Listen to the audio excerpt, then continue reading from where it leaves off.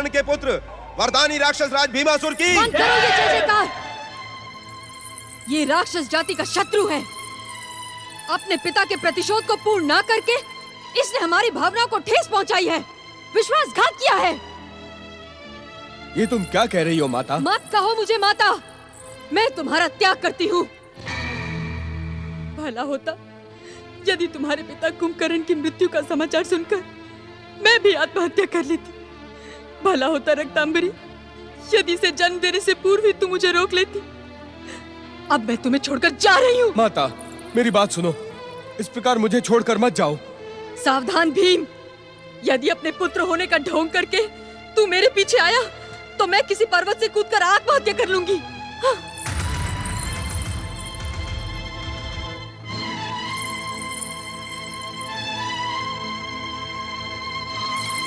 राजकुमारी, राजकुमारी क्रोध को त्याग दीजिए। मुझे कुमार पर पूरा विश्वास है। किंतु मेरा विश्वास खंडित हो चुका है। उस वरदान का क्या महत्व है जो मेरे प्रतिशोध को पूरा ना कर सके, जो मेरे हृदय की ज्वाला को शांत ना कर सके? राजकुमारी, अगर इसी प्रकार आप चली गई तो कुमार तो अकेले रह जाएंगे। कौन कुमार? कौन भीम? मैं किसी की माता नहीं हूँ और ना कोई मेरा पुत्र है। वो मेरे लिए मर चुका है, उसके साथ मेरा कोई संबंध नहीं है। राजकुमारी, रक्तांबरी, यदि तुम्हें भी जाना है तो उसके पास चली जाओ, किंतु उस विश्वासघाती का नाम मेरे सामने मत लेना, अन्यथा मेरा क्रोध भी तुम्हें दंडित कर देगा।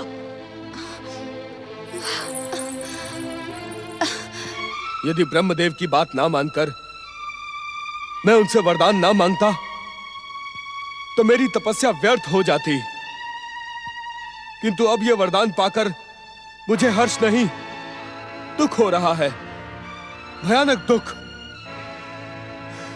मेरी माता मुझे छोड़कर चली गई। यह वरदान मेरे लिए वरदान नहीं, शाप बन गया है, शाप। वरदानी दैत्यराज, आपको इस प्रकार दुखी होने के स्थान पर अपनी माता को प्रसन्न करने का उपाय सोचना चाहिए। नहीं, मेरे पास माता को प्रसन्न करने का कोई उपाय नहीं। अब मैं क्या करूं? निराश ना हो दैत्यराज, आपने ब्रह्मा जी से अतुलनीय शक्ति का वरदान पाकर दैत्य जाति का सुनहरा भविष्य सुनिश्चित कर दिया है। अर्थात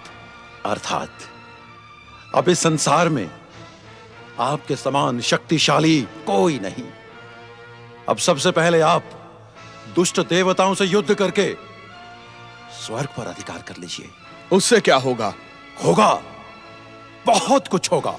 किस प्रकार?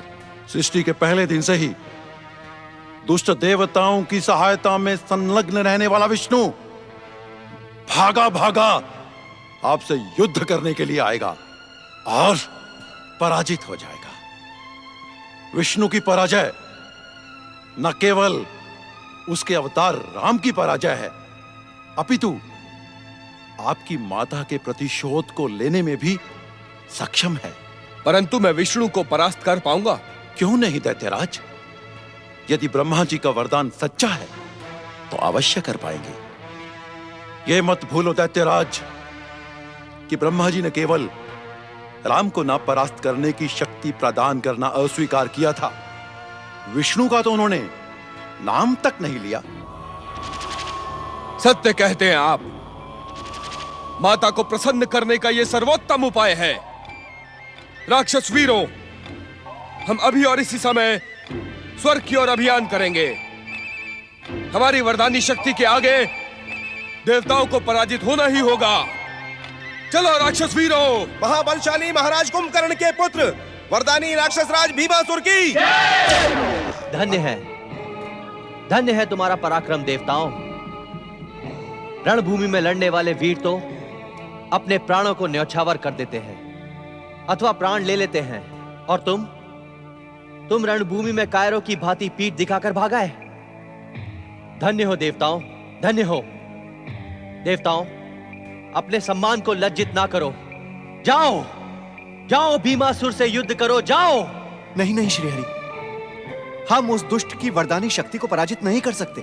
तो हंसते हंसते रणभूमि में अपने प्राण त्याग कर वीर गति को प्राप्त हो जाओ,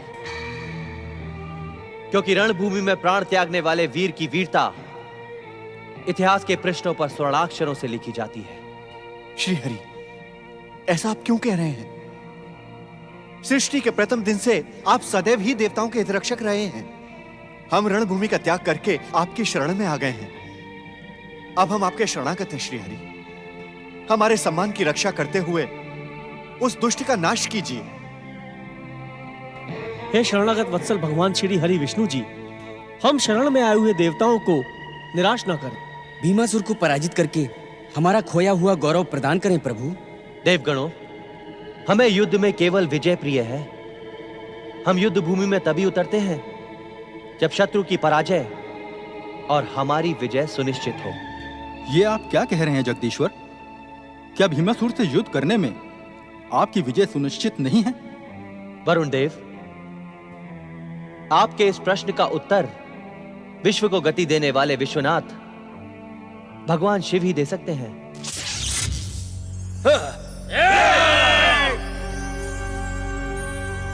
रणभूमि छोड़कर भागने वाले कायर देवताओं, मैंने पहले ही कहा था कि तुम मुझसे बचकर भाग नहीं पाओगे। भले इसके लिए मुझे आकाश का सीना चीरना पड़े, पृथ्वी को नापना पड़े, समुद्र को मथना पड़े, मैं तुम्हें दंडित किए बिना नहीं छोड़ूंगा। अधिक बढ़ चढ़कर ना बोल दुष्ट भीमासुर, अन्यथा जगत पालक श्री हरि विष्णु तुझे अवश्य दंडित करेंगे। तो इन दुष्ट कायर देवताओं की रक्षा के लिए आप आ ही गए श्री हरि। मैं भी आपको देखना चाहता था, रणभूमि में आपके साथ दो दो हाथ करना चाहता था, आपकी वैष्णवी शक्ति के सामने अपनी अतुल्य शक्ति को देखना चाहता था। अपनी मर्यादा को लांघने की धृष्टता ना दिखा दुष्ट भीमासुर। ब्रह्मदेव की वरदानी शक्ति की मर्यादा रखने के लिए हमने रणभूमि का त्याग किया था, किंतु अब यदि तू इस प्रकार अहंकारी बातें करेगा तो मैं तुझे दंडित कर ब्रह्मदेव के वरदान की श्रेष्ठता को मिथ्या कर दूंगा। आ, मैं तुझे युद्ध के लिए ललकारता हूं। आ! परंतु मैं तुझ जैसे भीरू और कायर से युद्ध नहीं करना चाहता। आप क्या देख रहे हैं श्री हरि? यदि आप में साहस है तो आप मुझसे युद्ध करें। मैं आपको युद्ध की चुनौती देता हूं और विश्वास दिलाता हूं कि रणभूमि में अपने प्रहारों से मैं आपको संतुष्ट करूंगा। युद्ध की याचना लेकर आए वीर की याचना ठुकराना युद्ध नीति के विरुद्ध है। मैं तुम्हारी चुनौती स्वीकार करता हूं भीमासुर। तुम्हारी युद्ध की अभिलाषा पूर्ण करने का वचन भी देता हूं, किंतु तुम्हें भी मुझे एक वचन देना होगा। नहीं दैत्यराज नहीं, इस छलिया विष्णु को कोई वचन मत देना। वचन की आड़ में ये आपका सर्वनाश कर देगा। हाँ दैत्यराज, वचन का सहारा लेकर इसने दैत्य जाति के गौरव मधु और कैटअप को मार डाला था। वामन रूप में इसी विष्णु ने महान दैत्य सम्राट महाराज बलि को छला था, और स्त्री रूप धारण करके इसी विष्णु ने महान दैत्य सेनापति राहु का मस्तक काट डाला था। इसकी बातों में मत आना दैत्यराज, मत आना। पहले मुझे इनकी बात सुन लेने दें। कहे श्री हरि कहे, युद्ध के लिए मैं आपको क्या वचन दे सकता हूं? अपनी मृत्यु को छोड़कर मैं युद्ध करने के लिए कोई भी वचन दे सकता हूं। कहे। तुम धन्य हो भीमासुर, धन्य है तुम्हारी बुद्धि और धन्य है तुम्हारा विवेक। दैत्यराज, प्रशंसा करके ये छलिया आपको छलने की भूमिका बना रहा है। इसकी बातों में मत आओ, मत आओ। आप शांत रहें, मैं अपना भला बुरा जानता हूं। कहे श्री हरि, आपको युद्ध करने के लिए कौन सा वचन चाहिए? मुझे युद्ध से घृणा है भीमासुर, क्योंकि युद्ध भूमि में अहंकार, अभिमान और स्वार्थ की भावना प्रचारित होती है। परंतु जब युद्ध अनिवार्य होता है तो मैं ही युद्धाग्नि में प्राणों की संविदा डालता हूं और मैं ही प्राणों की आहुति ले लेता हूं। तो क्या अब युद्ध अनिवार्य हो गया है? हाँ, क्योंकि मैं तुम्हारी याचना ठुकराकर तुम्हें और अधिक अभिमानी बनाना नहीं चाहता हूं। इसीलिए मैं तुम्हारी चुनौती स्वीकार करता हूं भीमासुर। इस युद्ध में राक्षसों की ओर से केवल तुम लड़ोगे और देवताओं की ओर से केवल मैं लड़ूंगा, जिससे युद्ध भूमि में व्यर्थ का रक्तपात ना हो।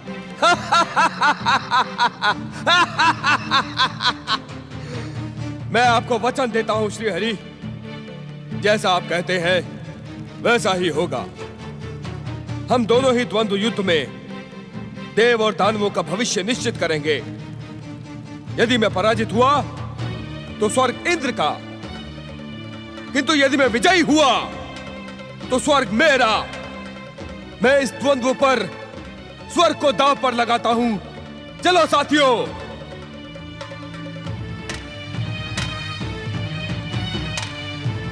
युद्ध की याचना लेकर तुम आए थे भीमासुर, इसी कारण प्रथम प्रहार का अधिकार मैं तुम्हें देता हूं।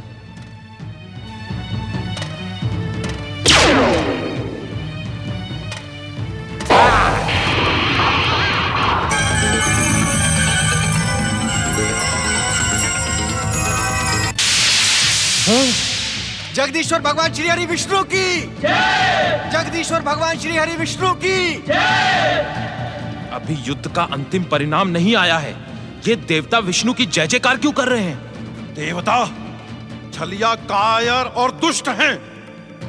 मेरे बार बार मना करने पर भी दैत्यराज ने मेरी बात नहीं मानी।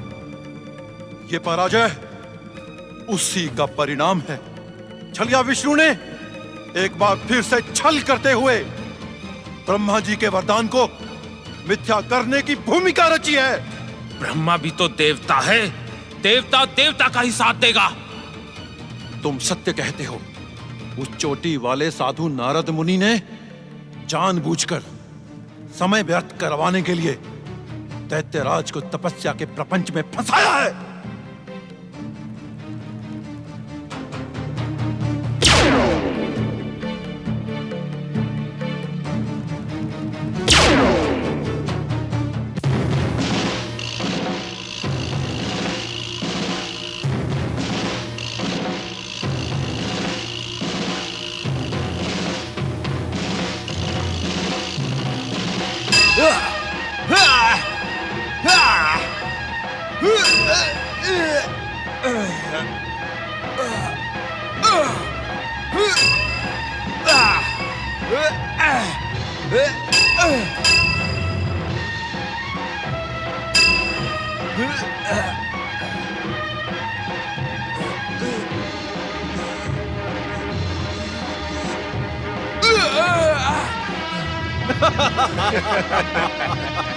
अभी भी समय है दुष्ट भीमासुर, अपनी दुष्टता के लिए श्री हरि विष्णु से क्षमा मांग ले और पाताल लोक के अंधकार में जाकर छिप जा, अन्यथा तेरी मृत्यु निश्चित है। देवराज, द्वंद्व करने वाले को संबोधित करना अनुचित और युद्ध नीति के विरुद्ध है। दैत्य वीरों, हमें भी दैत्यराज का मनोबल बढ़ाने के लिए उनकी जय जयकार करनी चाहिए। महाबलशाली महाराज कुंभकर्ण के पुत्र वरदानी राक्षस राज भीमासुर की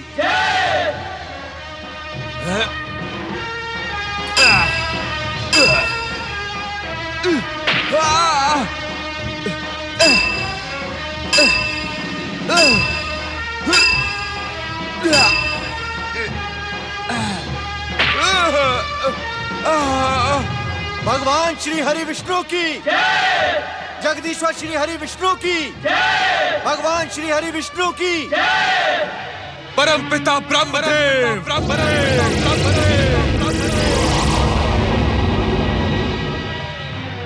क्या आपका दिया हुआ अतुल्य शक्ति का वरदान व्यर्थ था? व्यर्थ था? व्यर्थ था? क्या आपकी तपस्या करना मेरी भूल थी? मेरी भूल थी? मेरी भूल थी? क्या आपने दुष्ट और छलिया देवताओं के साथ षड्यंत्र करके मुझे भ्रमित करने के लिए वरदान दिया था?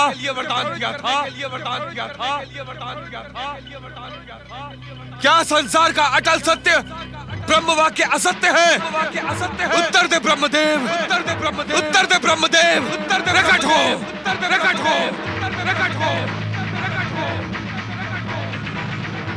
भीम, युद्ध में निराशा की नहीं, शक्ति की आवश्यकता होती है। महाबली कुंभकर्ण की शक्ति के साथ ही साथ तुम्हें परमपिता ब्रह्मदेव के वरदान की कृपा भी प्राप्त है। निराश ना होकर प्रहार करो, अपनी अभिलाषा पूर्ण करो और परिणाम की चिंता अपने आराध्य पर छोड़ दो। ये श्रीहरि को क्या हो गया है? जब वो स्वयं हार कर अस्त्र शस्त्र फेंक रहा है तो उसका वध क्यों नहीं करते? उसे प्रहार करने के लिए प्रेरित क्यों कर रहे हैं? भीमासुर, युद्ध में विजय वीर के पराक्रम की नहीं, उसकी दृढ़ इच्छा शक्ति की होती है। यदि इस प्रकार निराश हो जाओगे तो तुम्हारी पराजय निश्चित है। विजय की दृढ़ इच्छा शक्ति से प्रहार करो। हां, अस्त्र उठाओ।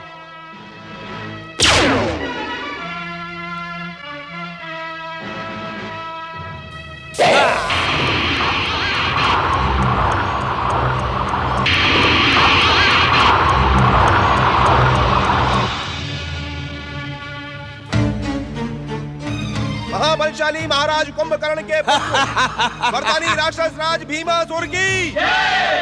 आपने सत्य ही कहा था श्रीहरि, युद्ध में वीर की दृढ़ इच्छा शक्ति ही विजयी होती है। आप पराजित हुए और बंदी हुए और मैं विजयी। धन्य है तुम्हारा पराक्रम भीमासुर, धन्य है। मैं तुम्हारे पराक्रम की प्रशंसा करते हुए इस प्रत्यक्ष और द्वंद्व युद्ध में अपनी पराजय स्वीकार करता हूं। शिवेक्षा से यही उचित है और यही सृष्टि के रचनाकार ब्रह्मदेव के वरदान की मर्यादा है।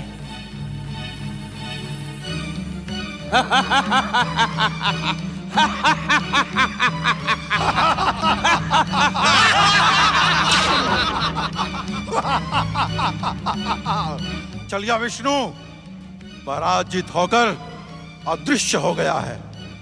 आज दैत्य जाति के लिए सबसे महान दिन है। विष्णु को पराजित करके दैत्यराज भीमासुर ने अपनी कीर्ति को अमर किया है। राक्षस वीरों, देवताओं के अदृश्य होने से पहले इन्हें बंदी बना लो।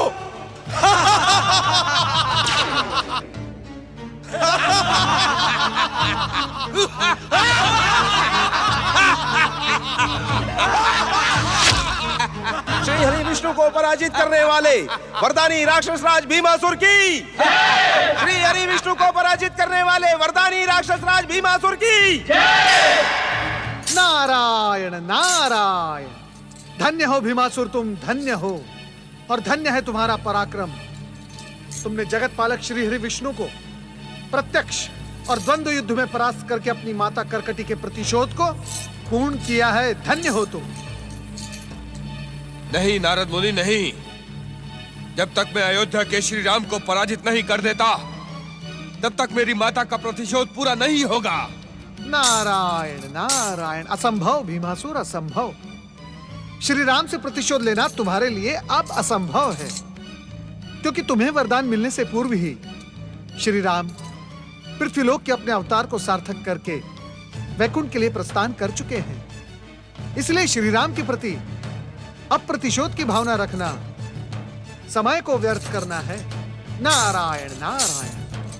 ओम नमः शिवाय। राक्षस वीरों, हमें नारद मुनि की बात पर पूरा विश्वास है।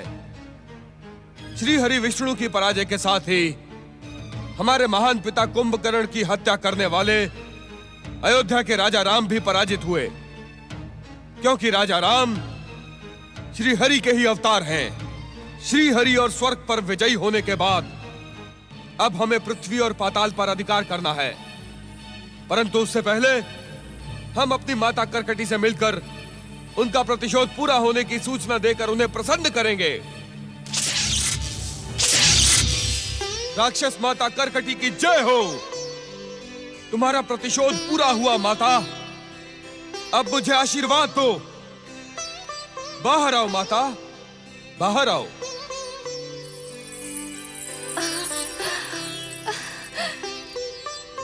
कुमार, अपनी विजय के लिए मेरी बधाई स्वीकार करो।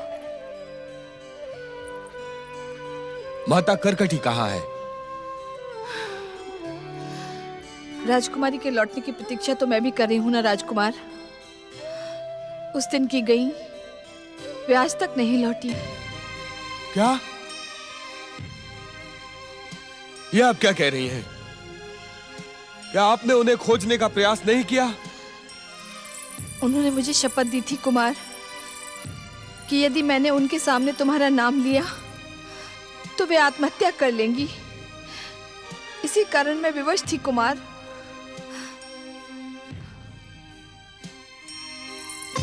ये क्या कर रहे हैं कुमार?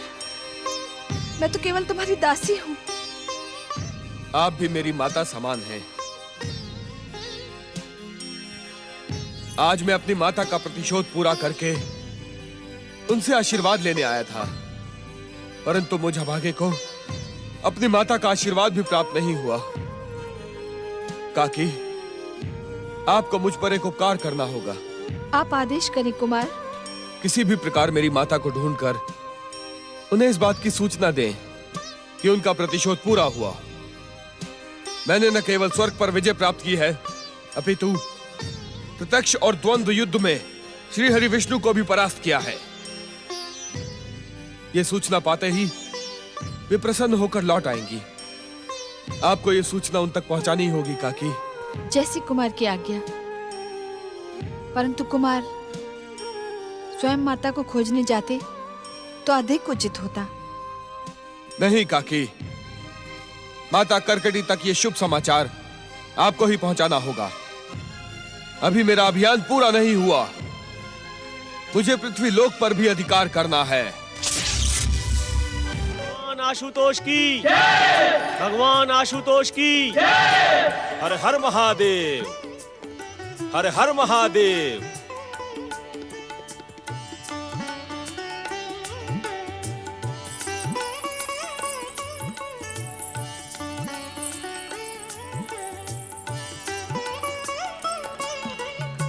महाराज, ये हमारा सौभाग्य है कि हमारी राजसभा में भगवान शिव के परम भक्त ऋषि सुभद्र की चरण धूलि का स्पर्श हुआ है।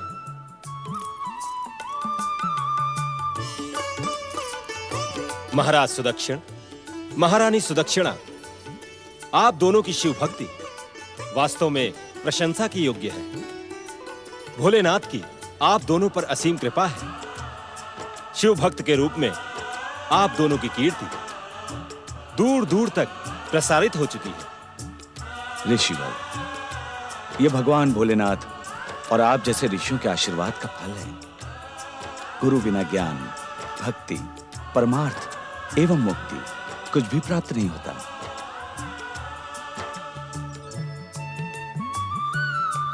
महाराज, इस पावन शिव भक्ति को प्राण रहते अपने हृदय से दूर न कीजिएगा। कैसा भी संकट आए, शिव चरणों में दृढ़ रहिएगा। ऋषिवर, शिव कृपा से आप वर्तमान, भूत और भविष्य सभी कुछ जानते हैं। क्या आपको कहीं से ऐसा संकेत मिला है कि हम पर कोई आकस्मिक संकट आने वाला है? भगवान शिव की लीला अत्यंत रहस्यपूर्ण होती है महारानी। कभी कभी दुष्टों को दंडित करने के लिए वे अपने सच्चे भक्तों की कठोर परीक्षा लेते हैं। कभी कभी किसी महान जनहित के कार्यों को पूरा करने के लिए ऐसी परिस्थितियां उत्पन्न कर देते हैं कि जिसकी हम कल्पना भी नहीं कर सकते। इस समय हम एक आवश्यक बात कहने के लिए ही यहाँ आए हैं। ऋषिवर, क्या आपको अपनी बात कहने के लिए एकांत की आवश्यकता है? नहीं महाराज, हमें एकांत की नहीं, ध्यान की आवश्यकता है। अर्थात? महाराज, जो बात हम कहने जा रहे हैं उसे आपके साथ साथ यहाँ उपस्थित हर राजपुरुष को भी गंभीरता और ध्यान से सुनना आवश्यक है, क्योंकि हमारी बात का संबंध केवल आपसे नहीं, पूरे कामरूप देश से है। महाराज सुदक्षिण, महारानी सुदक्षिणा और कामरूप के राजपुरुषों, मैं आप सबसे केवल इतना ही कहना चाहता हूं कि अब तक आप सबने जिस परम शिव भक्ति को अपने मन में दृढ़ कर रखा है उसे निर्बल ना होने दीजिएगा। एक क्षण के लिए आपका मन शिव भक्ति से भटकना नहीं चाहिए। शिव भक्ति से ही आपकी और आपके राज्य की बड़े से बड़े संकट से रक्षा होगी।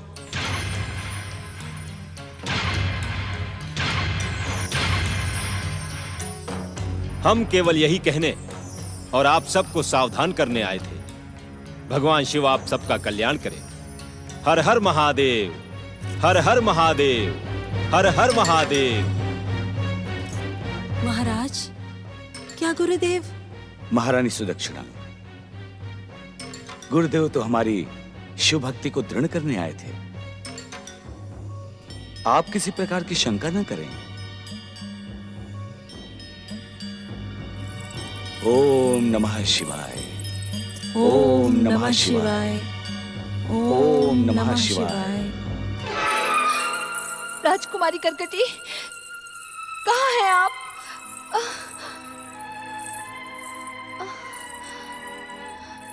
राजकुमारी करकटी, कहाँ हैं आप? मैं आपको ढूंढते ढूंढते थक चुकी हूँ। मुझे क्षमा कर देना कुमार।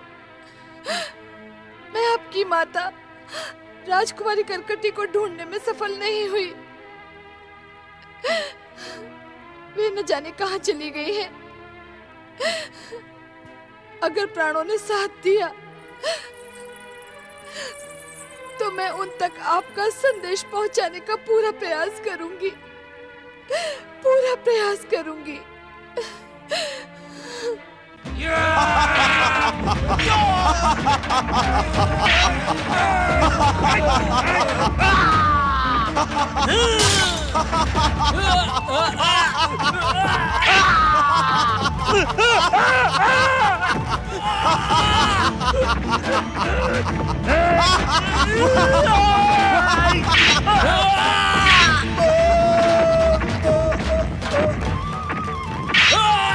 राक्षस वीरों, मेरे पिता महाराज कुंभकर्ण और ज्येष्ठ काकाश्री महाराज रावण के समान पृथ्वी के सातों द्वीपों पर मेरा अधिकार होना चाहिए। जाओ, हर द्वीप पर अधिकार कर लो। जो तुम्हारी बात माने उसे जीवन, और जो ना माने उसे मृत्यु दंड दो। जाओ।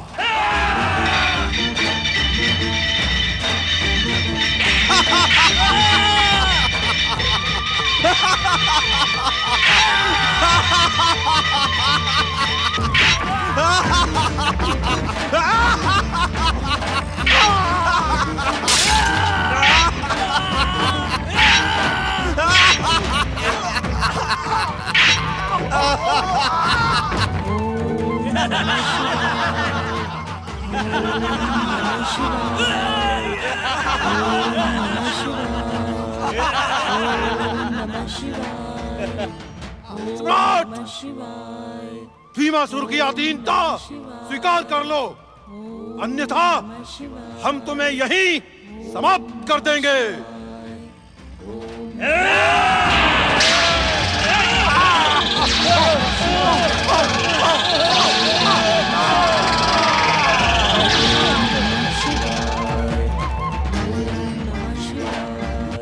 नारायण नारायण नारायण, भजमन नारायण नारायण। राजकुमारी करकटी, कहाँ हैं आप? कहाँ हैं आप राजकुमारी करकटी? कहाँ हैं आप राजकुमारी? मैं आपको खोजते खोजते थक चुकी हूँ। कहाँ हैं आप? कहाँ हैं आप? नारायण नारायण। तो रक्तांबरी भगवान भोलेनाथ की कृपा से अपनी स्वामिनी राक्षस माता करकटी को मिलने में सफल नहीं हुई। नारायण नारायण। अब तो मुझे ही पुत्र और जीवन से विमुख हो चुकी राक्षस माता करकटी को सजग और प्रेरित करना होगा। चलो नारद।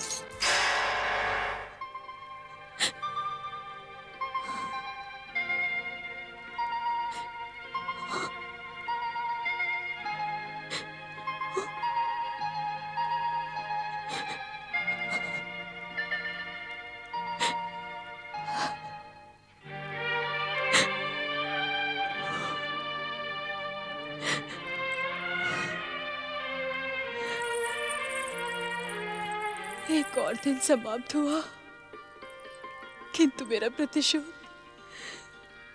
अब भी पूर्ण नहीं हुआ। मुझे क्षमा करें महाराज कुंभकर्ण,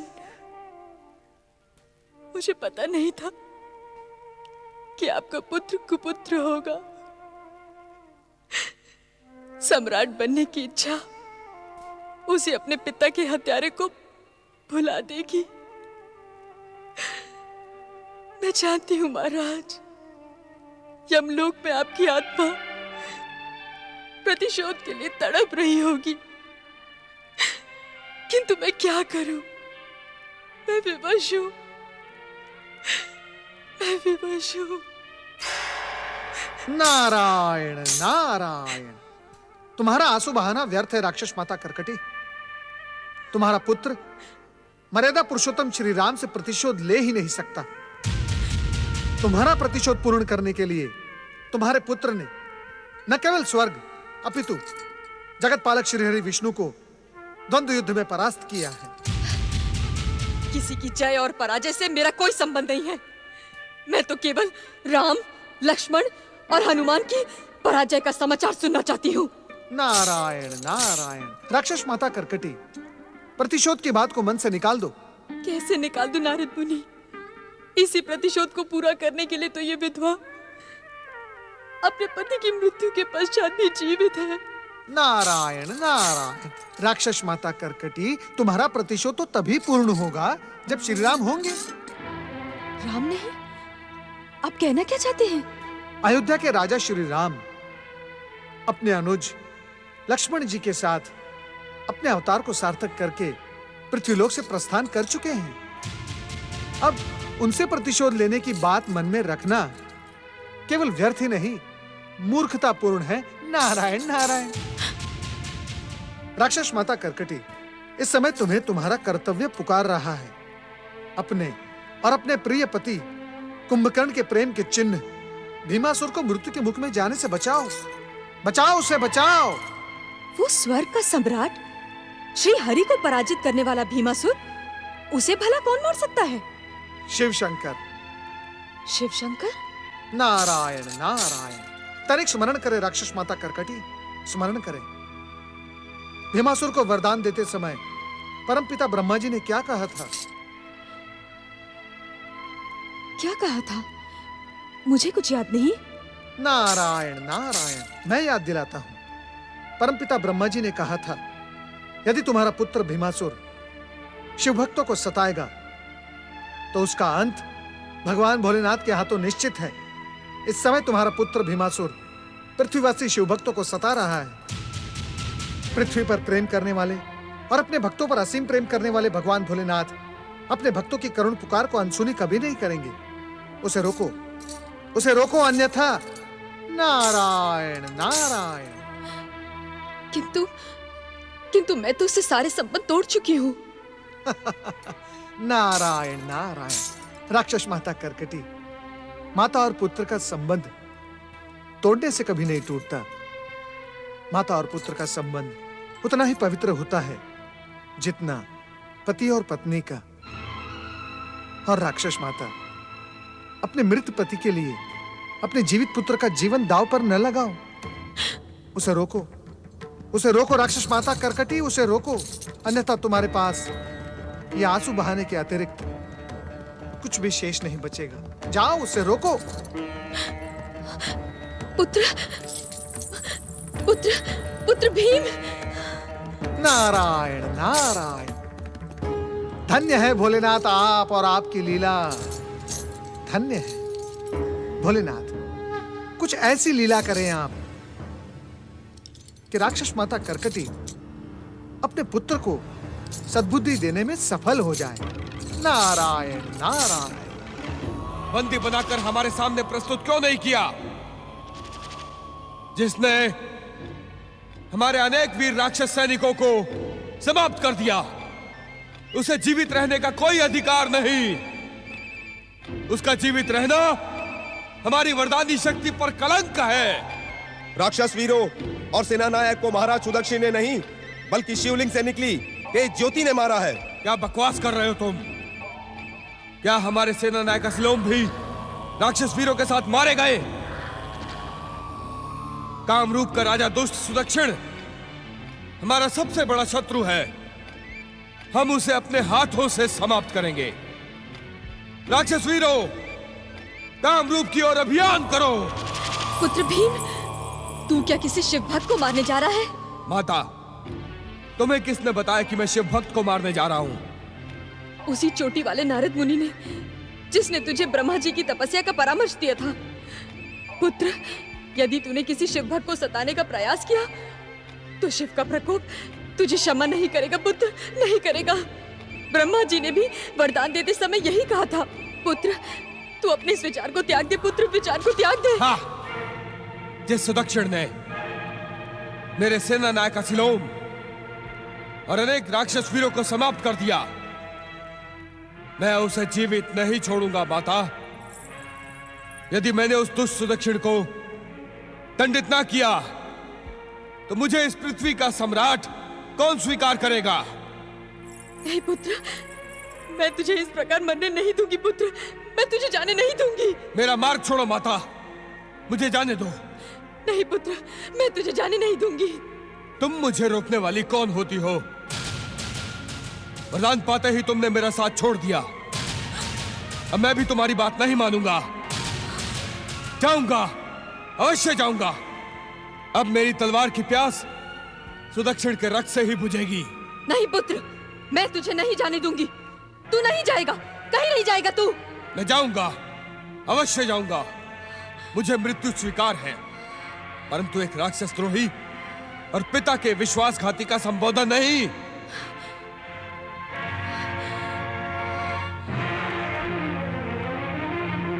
अपनी मां को अपमानित एवं कलंकित करने वाले भीम, जहां मैं तुझे शाप देती हूँ कि तू जीवित नहीं रहेगा, तुझ जैसे कपूत का तो मर जाना ही अच्छा है।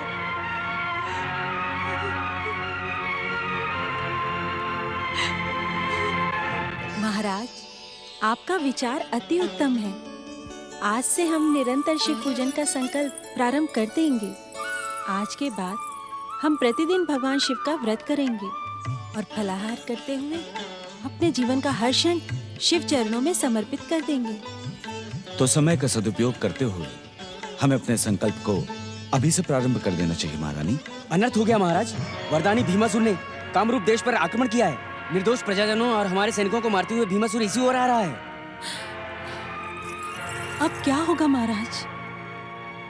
भगवान शिव हमारे रक्षक हैं। जिस प्रकार से भीमासुर के सैनिकों से आशुतोष शिव ने पहले भी हमारी रक्षा की थी, उसी प्रकार अब भी करेंगे। देवी सुदक्षिणा, हम शिव पूजन का संकल्प लेकर निकले हैं। पहले हम भगवान शिव का आशीर्वाद प्राप्त करेंगे, फिर हम भीमासुर से युद्ध करेंगे।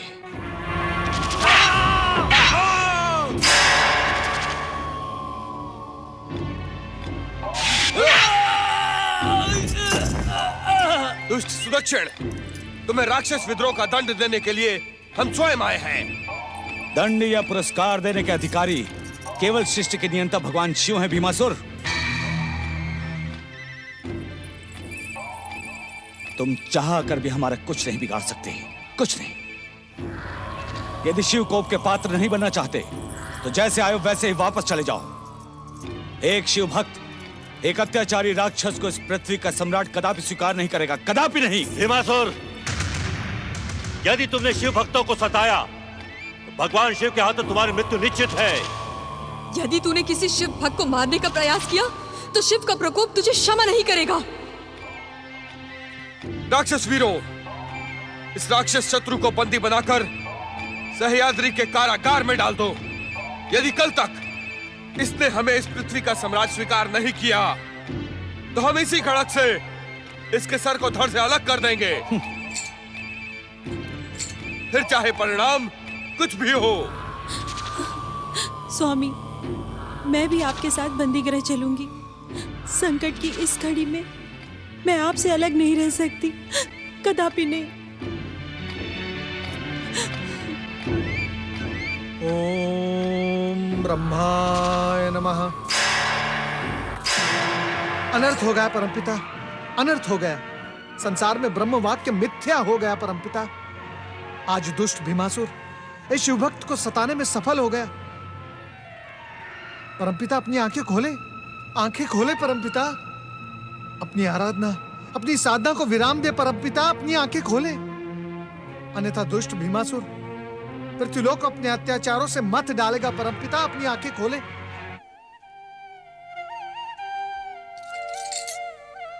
नारद, अत्याचारी का अंत उसके अत्याचार के साथ होना सुनिश्चित हो जाता है। इसलिए इस समय तुम उत्तेजित और विचलित न हो और ध्यान से हमारी बात सुनो। इस समय तुम्हें तुम्हारे कर्तव्य पुकार रहे हैं। मेरे कर्तव्य? नारायण नारायण, मैं कुछ समझा नहीं परमपिता। नारद, महाराज सुदक्षिण और महारानी सुदक्षिणा की शिव भक्ति ही अत्याचारी भीमासुर के अंत का कारण बनेगी।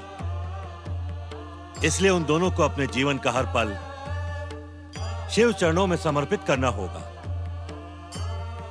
तुम सह्याद्री के कारागृह जाकर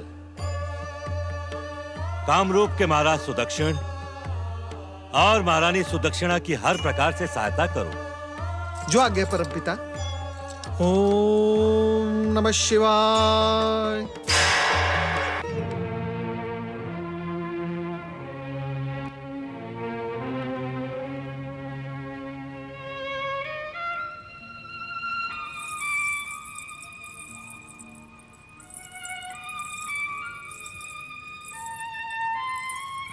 महाराज, किस सोच में पड़ गए हैं आप?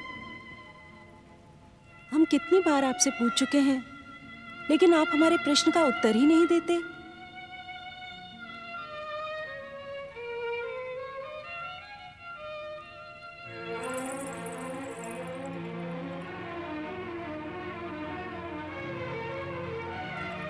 महाराज, क्या सोचा है आपने? सोचना हमारा काम नहीं महारानी। अब हमारे लिए जो कुछ भी सोचना होगा भगवान भोलेनाथ सोचेंगे। तुम इस प्रकार चिंतित ना हो। मेरी बात मानिए महाराज, और इस दुष्ट राक्षस को पृथ्वी का सम्राट स्वीकार कर लीजिए, अन्यथा ये हमें जीवित नहीं छोड़ेगा। अधिक से अधिक भीमासुर हमें मार सकता है। हमें अपने प्राणों का मोह नहीं है देवी। जीवन और मृत्यु तो भगवान शिव के अधीन है।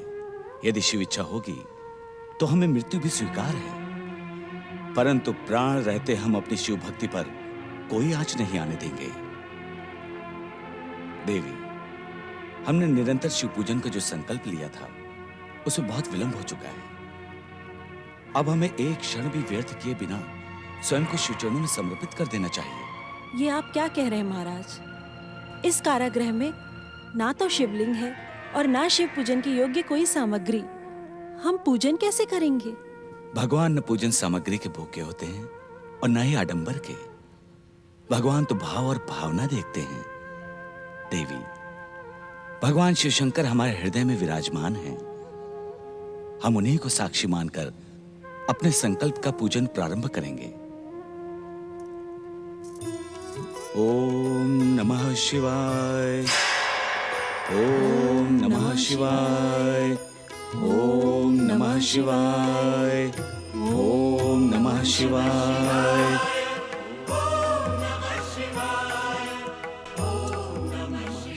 आप धन्य है भोलेनाथ और धन्य है आपकी महिमा। अपने भक्तों की सहायता के लिए आप सदा तत्पर रहते हैं। मेरे यहाँ पहुँचने से पहले आप अपने भक्तों की सफलता के लिए अदृश्य रूप से पधार गए। ओम नमः शिवाय, ओम नमः शिवाय, ओम नमः शिवाय। भोलेनाथ, भोलेनाथ, जब आप इस सह्याद्री के कारागृह में पधार ही गए हैं तो कृपया अपने इन भक्तों को अपने साक्षात दर्शन भी दें।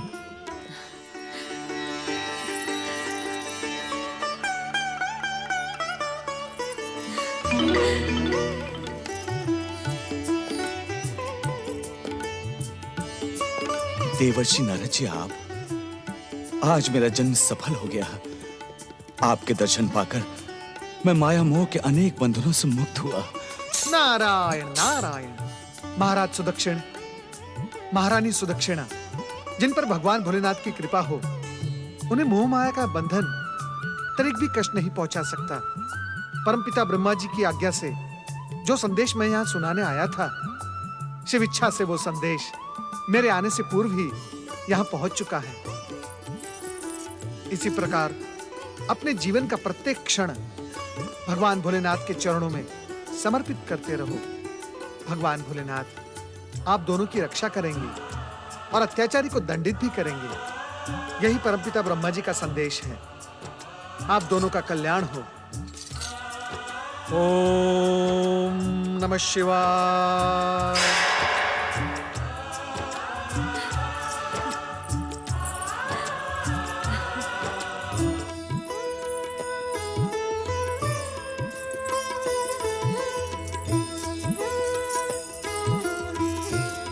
ओम नमः शिवाय। ओम नमः शिवाय। ओम नमः शिवाय।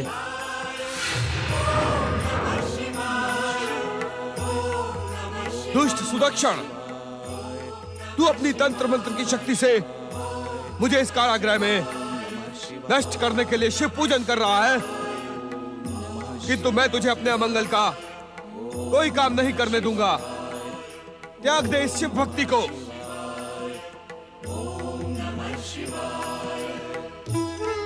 यदि तूने मुझे अभी और इसी समय इस संसार का सम्राट स्वीकार नहीं किया, तो मैं ब्रह्मा की चेतावनी और अपनी माता करकटी की बात को भूलकर तुम दोनों को यमलोक पहुंचा दूंगा। इस शिव भक्ति को त्याग कर मुझे इस संसार का सम्राट स्वीकार कर। अब मेरे भयानक क्रोध से तुम दोनों को संसार की कोई शक्ति नहीं बचा सकती।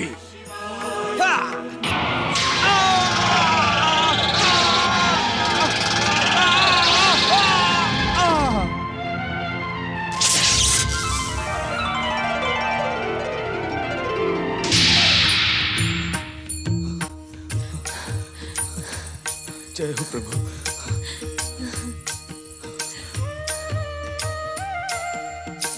प्रभु,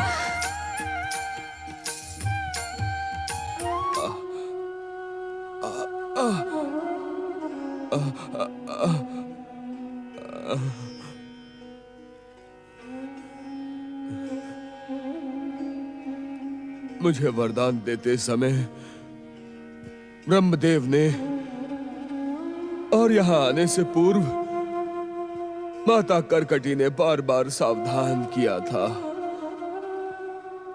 परंतु मैंने अपने अभिमान और अहंकार के कारण आपके भक्तों को सताने का भयानक पाप किया था।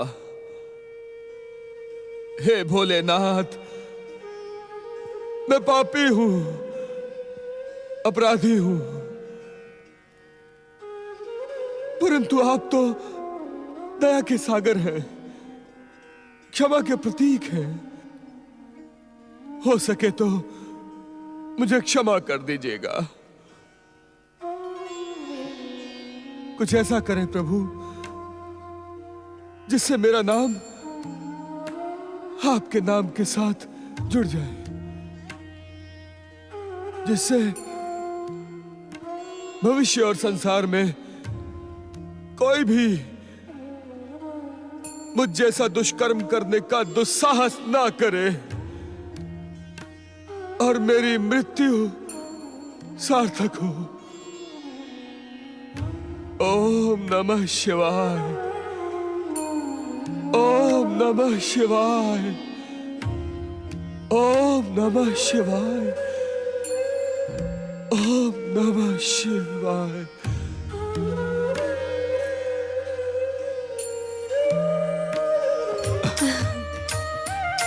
भोलेनाथ की जय हो। भोलेनाथ की जय हो। हे आशुतोष भगवान शिव, हम भक्तों पर कृपा करने के लिए और हमारी भक्ति का मान बढ़ाने के लिए आप इस शिवलिंग में सदा सदा के लिए निवास करिए प्रभु। निवास करिए।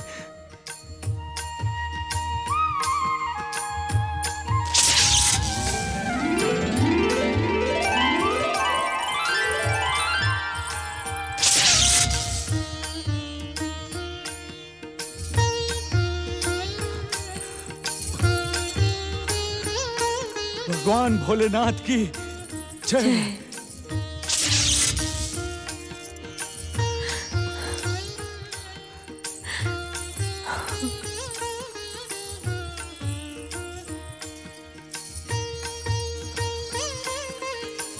ओम नमः शिवाय, ओम नमः शिवाय।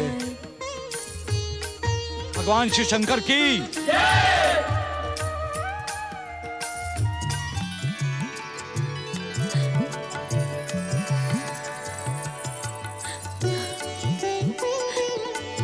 अपने अंत समय में भीमासुर ने न केवल पश्चाताप किया, अपितु परम पावन पंचाक्षरी मंत्र का स्मरण करते हुए अपने प्राण त्याग दिए। इसी कारण भोलेनाथ भगवान शिव ने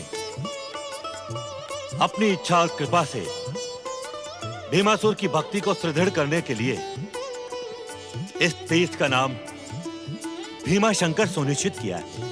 सभी का कल्याण करने वाले भगवान भीमा शंकर की तीर्थराज भीमा शंकर की महिमा के साथ ही महाराज सुदक्षिण और महारानी सुदक्षिणा की शिव भक्ति की कीर्ति भी अनंत कालों तक अमर रहेगी। भगवान भीमा शंकर की यात्रा करने वाला भक्त किसी भी प्रकार के भय, आतंक और अत्याचार से मुक्त हो जाएगा। देवराज, इस तीर्थ यात्रा के प्रभाव ने आपके भय को भी दूर कर दिया है। भीमासुर के अंत ने आपके लिए स्वर्ग के द्वार पुनः खोल दिए हैं। जाए देवराज, स्वर्ग का सिंहासन आपकी प्रतीक्षा कर रहा है।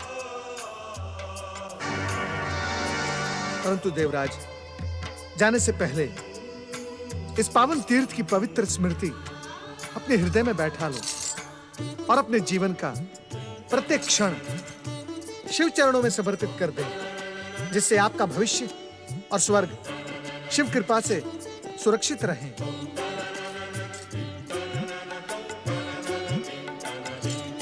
भय मुक्त करने वाले भगवान श्री भीमा शंकर की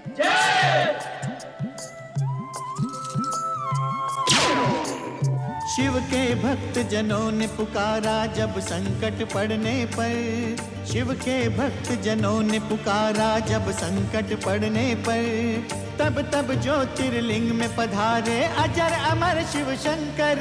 अजर अमर शिव शंकर, अजर अमर शिव शंकर, अजर अमर शिव शंकर, अजर अमर शिव शंकर, अजर अमर शिव शंकर, अजर अमर शिव शंकर, अजर अमर शिव शंकर, अजर अमर शिव शंकर।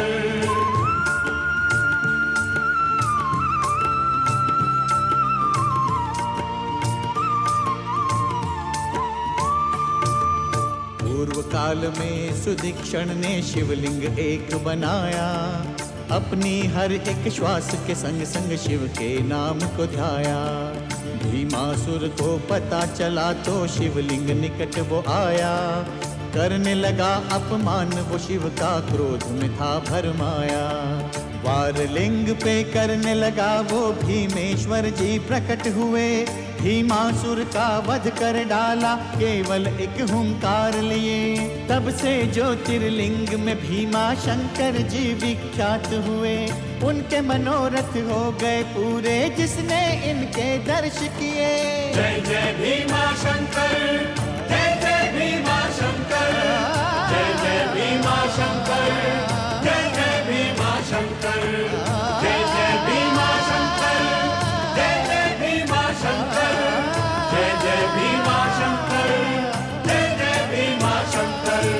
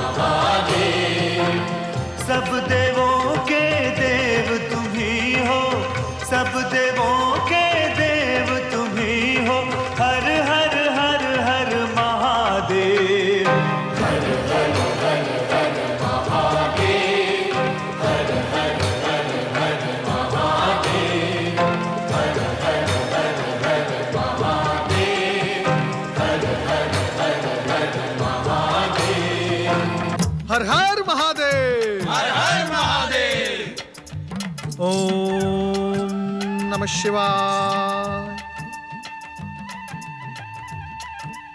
परमपिता, प्रार्थना के मध्य भगवान भोलेनाथ का ये रूप परिवर्तन किस बात का संकेत है? नारद, इस संसार के कण कण में महादेव ही समाये हुए हैं। इस संसार के हर रूप में भगवान शिव ही तो हैं। भगवान शिव अपनी इच्छा से कोई भी कैसा भी रूप धारण कर सकते हैं। नारद, नारद, एक बात और है। चमत्कारी शिव लीला के इस रहस्य को यदि तुम बुद्धि और विवेक से जानने का प्रयास करोगे तो अवश्य ही जान पाओगे। नारायण नारायण। परमपिता, बुद्धि और विवेक साथ नहीं दे रहे हैं। शिव इच्छा से आज हमें जिस शिव स्वरूप के दर्शन हुए हैं उसका रहस्य समझ में नहीं आ रहा है परमपिता। नारद, सदाशिव भगवान भोलेनाथ की परम कल्याणकारी लीला का रहस्य शिव भक्तों के लिए सदा अनजाना नहीं रहता। किंतु श्रीहरि। नारद, आश्चर्य की आवश्यकता नहीं। श्रीहरि विष्णु का कथन सत्य का प्रमाण है। हम अपने भक्तों के वश में हैं। हमारे भक्त प्रश्न और जिज्ञासा के चक्रव्यूह में गोते नहीं मारते। रूप परिवर्तन का यह संकेत सरल और साधारण है। शिव शिव शिव शिव शिव शिव। भोलेनाथ, जो आपके लिए सरल और साधारण होता है वही हम जैसे अज्ञानियों के लिए असाधारण और कठिन। भोलेनाथ, कृपा करके आपके इन भक्तों को इस शिवलीला का रहस्य बताएं। नारद, सृष्टि परिवर्तनशील है। एक छोटे से कण से लेकर विशाल पर्वत तक सब कुछ परिवर्तित हो रहा है। परिवर्तन की यही गति जीवन को सुख, संतुष्टि और कल्याण का संदेश देती है।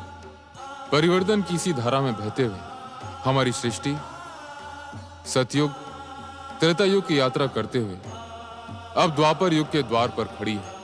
नारायण नारायण।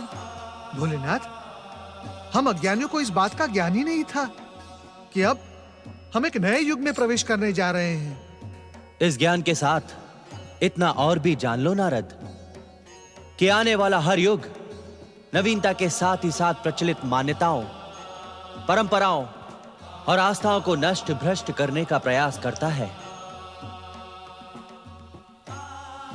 वो सब कुछ अपनी दृष्टि से देखने का प्रयत्न करता है। यदि इस दृष्टि में रचना की भावना और सत्यता होती है तो सृष्टि खिल उठती है, परंतु स्वार्थ और विध्वंस होता है तो सृष्टि त्राहिमाम करके आर्तनाद करने लगती है। यह रूप परिवर्तन करके हमें महादेव ने उन स्थितियों से सावधान करने का प्रयास किया है। तो क्या आने वाला नया युग द्वापर किसी विध्वंस और विस्फोट का संकेत लेकर आ रहा है श्रीहरि? देवराज इंद्र, शुभ और अशुभ के मध्य संघर्ष तो सृष्टि के पहले दिन से ही चल रहा है। अब तक जो हुआ वो अच्छा था, जो अब हो रहा है वो भी अच्छा ही हो रहा है, और जो भविष्य में होगा वो भी अच्छा और शुभ ही होगा। इसलिए चिंता करने की कोई आवश्यकता नहीं है। धन्य धन्य भोलेनाथ, आप धन्य हैं। अब कृपा करके इतना और बता दें कि इस नए युग का मुख्य उद्देश्य क्या होगा? नारद, इस द्वापर युग में दैत्य शक्तियों का प्रभाव कम होगा। यह तो शुभ संकेत है महादेव। बात पूरी होने से पहले ही अपने अनुमान से कुछ कह देना विद्वानों की भाषा में अज्ञान माना जाता है। देवराज, क्षमा क्षमा भोलेनाथ, क्षमा। इसका अर्थ ये नहीं कि ये दैत्य शक्तियां पाताल में जाकर छुप जाएंगी, अपितु ये दैत्य शक्तियां इस नए युग में मानव को माध्यम बनाकर अपना स्वार्थ पूर्ण करेंगी और सदा के समान शुभ कार्य में बाधा डालेंगी। स्वार्थी मनुष्यों और दुष्ट शक्तियों के इस मिलन से धर्म का स्थिर पांव डगमगाने लगेगा। धर्म पर संकट उत्पन्न होगा। अब तक धर्म पर अटल रहते हुए गर्व करने वाले अनेक प्राणी धर्म का साथ छोड़कर अधर्मी, अत्याचारी, अनैतिक और अन्यायी बनकर अशुभ शक्तियों का साथ देंगे। किंतु परमपिता, ऐसे में धर्म की स्थिति क्या होगी? भोलेनाथ, क्या द्वापर युग में सभी प्राणी अधर्मी हो जाएंगे? ऐसा ना कभी हुआ है, ना ही कभी होगा। सृष्टि के संतुलन में धर्म और अधर्म दो पहलू हैं। अधर्म सदैव अपने दुष्कर्मों से धर्म के पलड़े को झुकाने का प्रयास करता है, किंतु अंत में विजय धर्म और सत्य की होती है। और इस नए युग का मुख्य उद्देश्य भी धर्म संस्थापना ही होगा। प्रभु, इस धर्म संस्थापना के सूत्रधार कौन होंगे? जिज्ञासु नारद, युग, धर्म और धर्म की संस्थापना के लिए प्रारंभ हो रहे इस द्वापर युग में जगत पालक श्री हरि विष्णु पुरुषोत्तम अवतार धारण करेंगे। पुरुषोत्तम अवतार? पुरुषोत्तम अवतार? हाँ, ये द्वापर युग भविष्य में पुरुषोत्तम श्री कृष्ण के युग के नाम से जाना जाएगा। श्री हरि अवतार श्री कृष्ण पृथ्वी के समस्त जीवों को प्रेम, योग, ज्ञान और भक्ति की प्रेरणा देते हुए धर्म की संस्थापना करेंगे। नारायण नारायण। भोलेनाथ, क्या पिछले युग के समान इस नए युग में अन्य शुभ शक्तियां अवतार धारण नहीं करेंगी? अब तक तो ऐसा नहीं कहा गया नारद। सतयुग और त्रेता युग के समान इस युग में भी अनेक शुभ शक्तियां अवतार धारण करके श्री हरि विष्णु के पुरुषोत्तम अवतार श्री कृष्ण को धर्म की संस्थापना में योगदान देंगी। प्रभु, घटने से पहले ही घटना को जान लेने की उत्सुकता अनुचित है नारद। अपनी प्रतिभा और पुरुषार्थ से तुम इस नए युग द्वापर के साक्षी बनो। आपका कल्याण हो।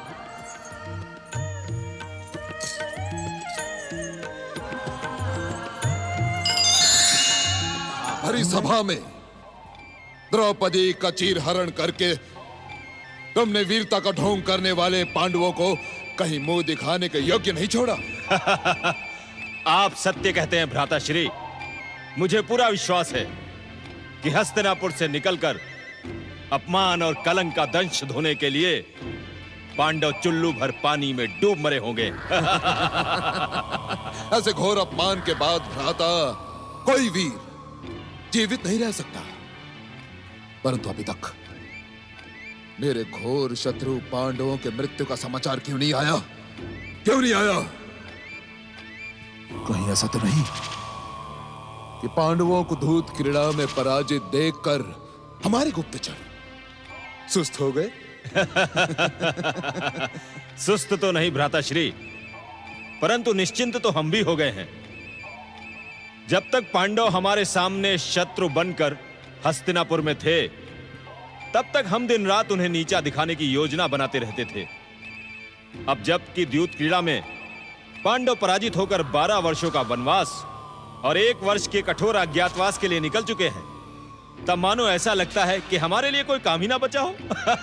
अनुज, मैं पांडवों की ओर से बिल्कुल निश्चिंत हो गया हूं। लज्जा के दंड से भले ही पांडव जीवित बच जाएं, परंतु वन का कठोर जीवन उनके मनोबल को नष्ट भ्रष्ट कर देगा। पांडु, प्रणाम मामा श्री। आयुष्मान बाबा। मामा श्री, जब से आपने पांडवों को धूत क्रीड़ा में पराजित किया है, तब से आपके चलने, आपके उठने, आपके बैठने, आपके सोचने में विजय का विजय घोष सुनाई देता है। विजय वीर मामा श्री की जय हो। दुशासन बोलो, विजय वीर मामा श्री की जय हो। भांजो, मैंने सदैव तुमसे ये कहा है कि केवल मेरे पास से नहीं है, ये तो मेरी सेना है, सेना। मामा श्री, मुझे तो पूरा विश्वास है कि सोते जागते हर समय पांडवों को आपके पासों की सेना दिखाई देती होगी। हतभागा युधिष्ठिर तो चौंक चौंक कर पौ बारा कहते हुए रात में भी उठ बैठता होगा। सावधान बाजू, सावधान रहो। ये जो मेरे पासों की सेना है ना, इन्हीं के कारण तुम्हें आज ये महान अवसर और विजयश्री प्राप्त हुई है। परंतु कहीं ऐसा ना हो, कहीं ऐसा ना हो कि 13 वर्षों के पश्चात वो पांडव वापस यहां आकर अपने राज्य की मांग करने लगे। असंभव, असंभव मामाश्री, क्योंकि जिस ओर पांडव गए हैं वहां से हस्तिनापुर लौट कर आने का कोई मार्ग नहीं है मामाश्री। भ्राताश्री ठीक कहते हैं मामाश्री। अब पांडव नहीं, पांडवों की मृत्यु का दुख भरा समाचार लौट कर आएगा। हाँ मामाश्री, हाँ, मैं भी उसी समाचार की प्रतीक्षा कर रहा हूं। बस भांजो, ये महान अवसर हंसी ठट्टू में उड़ा देने वाला नहीं है।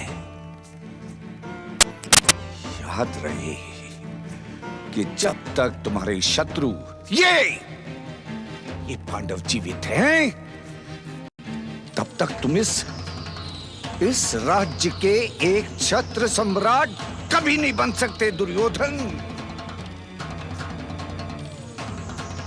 क्योंकि तुम्हारे शत्रु का जीवित रहना तुम्हारे लिए संकट का एक बड़ा कारण बन सकता है। इसलिए तुम्हारे लिए अच्छा यही रहेगा कि तुम अपने आमोद प्रमोद और हंसी ठट्टों को भूलकर इस समय ये विचार करो कि शत्रु को कैसे समाप्त करना है भांजे।